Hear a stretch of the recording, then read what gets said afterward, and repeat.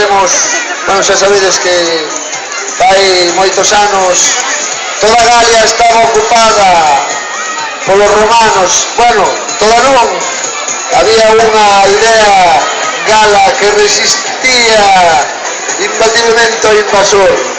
E sabedes por que resistían eses pequenos galos da Galia? Aí está Asuranteturis o bardo. Os galos resistían porque tiñan un secreto que os romanos non sabían. Tiñan unha pócima máxica. Aí veñen Asteris Obelis e o seu can que se chamaba, como se chamaba o can de Asteris Obelis? Pinofis! Non, eu sei, non sei o rapaz, eu sei non todo. Asuranteturis e Panoramis. Falta Abrahacurcis, o xefe. Falta Ela de Piedris, que era o vello, o pescadeiro, eran os galos da Galia, Asteris e Obelis, Asteris que caeu de pequeno na pócima máxica, e Panoramis nunca lle dá poción. Aí Panoramis preparando a queimada, porque era queimada, que non vos engañen, era queimada, era a pócima máxica, era queimada, pero os romanos non o sabían. Aí está Panoramis dos niños, preparando a queimada a Asteris, e Obelis tamén quede queimada, pero para Obelis non hai, Obelis que é unha pócima máxica, pero parece que si, que aí vai a Asteris, vai como tiro porque se acaba de meter aí unha chela queimada e ni má, que non para Asteris está queimada, pócima máxica, aí vai Asteris, e ve a Asteris, dalle unha forza sobrehumana a pócima máxica, e a Obelis, o seu menir, non dá feito. Obelis tamén quede pócima, pero para ele non hai. Aí vai non afogar. Aí Obelis, a cinta de alta visibilidade. Pensa aí Obelis, cuidado Obelis, a ti non hai. Non, Obelis non te fai falta. Obelis, non bebas. Adiós, bebeu Obelis, ahora sí que xa aliamos.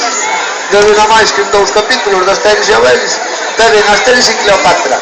Unha gota para abrir unha porta, pero non vos vou contar. Aí está Obelis, aí é o máis forte de todos, porque quedou de pequeno na pócima máxica. Espontáneos. E aí ven os romanos, están aí preparando o seu asedio a aldea gala de Asteris e Obelis. Bueno, van a matar ao bardo, porque o bardo toca mal. E non hai quen o aturi. Aí vai o bardo na vida.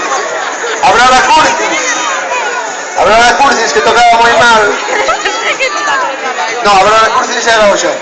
Asuranteturis lévano preso porque toca mal e non sabe tocar ben. Os contes se van a colgar dunha árbore. Van a colgar aí e deixan o colgado para que non siga tocando. Mira, un apañón. Aí vai as Asuranteturis que colgado, e aí ven aí o César, máis o séquito de romanos preparados. Os romanos acojonados, perdidos, porque saben o que hai. O César ven aí na cuadriga. Ave César! Ave César! Está acojonado, os romanos acojonados. Venga, aí vamos.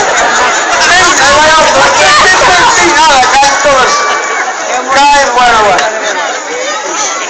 Ese non dá feito. Non dá feito. Obelis coleccionaba os cascos dos romanos. E levamos despois. Aí vai a Asteris que pode con todos a vez. Aí van, aí os romanos se dejan feito. Pinta. Outro.